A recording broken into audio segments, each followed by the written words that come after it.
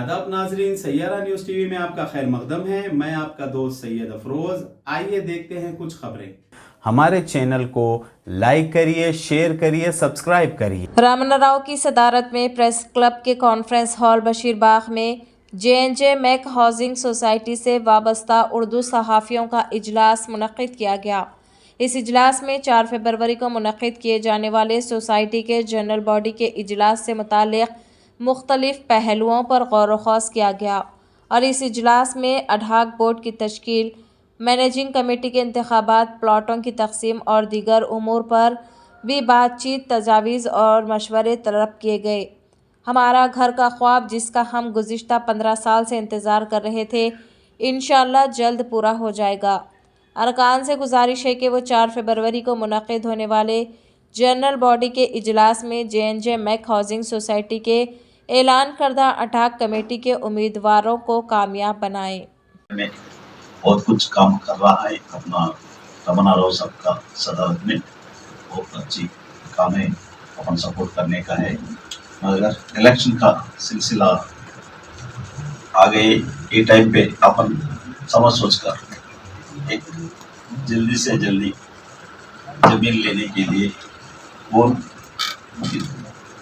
काम करता, कौन अच्छा गवर्नमेंट तरफ से ये हल करने के लिए किसका राइट्स रहता, किसका समाधान रहता, वो देख के वो लोग को अपन सपोर्ट करने के लिए उर्दू, तेलुगु और इलेक्ट्रॉनिक कोई डिफरेंस छोड़ के सब मिलके काम करने के लिए सोचना, ये मेरा इरादा है। ये जमाना एक मैं इलेक्टेड डायरेक्टर हूँ हाउसिंग सोसाइटी का फर्स्ट टाइम। मगर मेरा 4 साल थे मेरा टेन्योर, मगर 1 साल में मैं विद्रॉल हुआ। क्यों बोले तो मैं विद्रॉल नहीं हुआ, सस्पेंड कर दिया। क्यों बोले तो हुकूमत बदल गया, बदलने के बाद वो लोगों जबरदस्ती करा, जबरदस्ती करके मैं रिजाइन करो बोले तो मैं नहीं करा। क्यों मैं इलेक्टेड हूँ, कैसा कैसा करके मैं यूनियन तरफ से आ गया बोल के बोले तो वो लोगों क्या करा, ये यूनियन तरफ से पूरा प्लाट्स देने के लिए हम कोशिश करें तो ऐसा कर रहा बोल के न्यूसेंस करने के लिए एक माहौल क्रिएट करा। उसीलिए मैं साइलेंट हुआ, अपने यूनियन तरफ से भी ये है बोल के साइलेंट होना जैसा करा।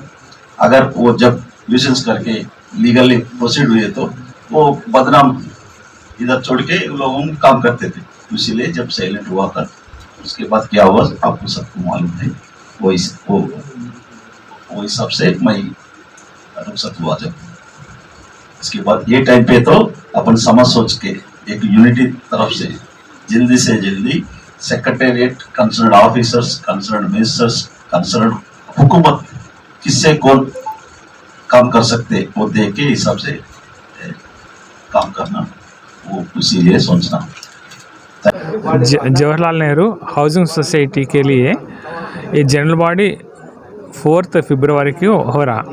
ये निज़ामपेट साइट में जनरल बॉडी मीटिंग रख रहे हैं। ये क्यों बोले तो ये अड्डा कमेटी इलेक्ट करने के लिए 5 जने को अड्डा कमेटी में लेने के लिए ये जनरल बॉडी रख रहे हैं। ये अड्डा कमेटी के बाद ये मैनेजिंग कमेटी 5 लोगों के लिए डायरेक्टर्स के पोस्ट के इलेक्शन के लिए ये अड्डा कमेटी एक जने को इलेक्शन ऑफिसर को सेलेक्ट करते। और ये टीम चेंज तरफ ये अड्डा कमेटी में 5 जने को जीतना बोल के मैं पूरा फ्रेंड्स को रिक्वेस्ट कर रहा हूँ मैं। और बाद में मैनेजिंग कमेटी को भी एक 5 जने को डायरेक्टर्स के लिए टीम चेंज तरफ कंटेस्ट करते, वो लोगों को पूरा मदद देना बोल के रिक्वेस्ट करूं। और ये पूरा क्या बोले तो हमारा को ज़मीन के लिए ये 15 साल से हम देख रहा, 15 साल से ज़मीन के लिए देख रहा अपन। वो ज़मीन जल्दी से जल्दी लेना बोल के मैं सोच रहा हूँ। मैं 3 महीने के अंदर ये ज़मीन अपन लेना बोल के सोच रहा हूँ मैं। वो इसीलिए हम सीएम साहब से बात करें और रेवेन्यू मिनिस्टर से बात करें और रेवेन्यू सेक्रेटरी से बात करें, कोऑपरेटिव डिपार्टमेंट मिनिस्टर से बात करें, कोऑपरेटिव डिपार्टमेंट प्रिंसिपल सेक्रेटरी से बात करें और कोऑपरेटिव डिपार्टमेंट हर एक इम्पॉर्टेंट ऑफिसर से बातचीत हो गया।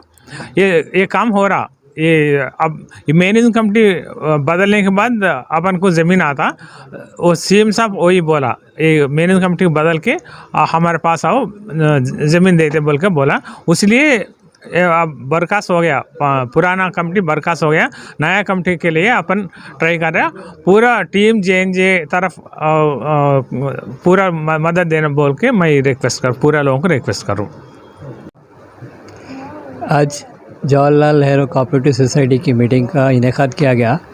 इस मीटिंग में 4 तारीख को जो जनरल बॉडी मीटिंग हो रही है उसमें अडॉक कमेटी में किसी को मुंतखब करना है क्या है उसके बारे में गौर व खोज किया गया। ने इसका मकसद ये है कि अब ये मौजूदा जो कमेटी है उसको तहलील कर दी गई। वंशी ग्रुप की जो कमेटी थी वो तहलील की गई, नए इंतखाबात है। मैं तमाम हमारे जे सोसाइटी के मेम्बरन से रिक्वेस्ट करता हूँ कि वो 4 तारीख के दिन आके अपने इत्तेहाद का सबूत पेश करें।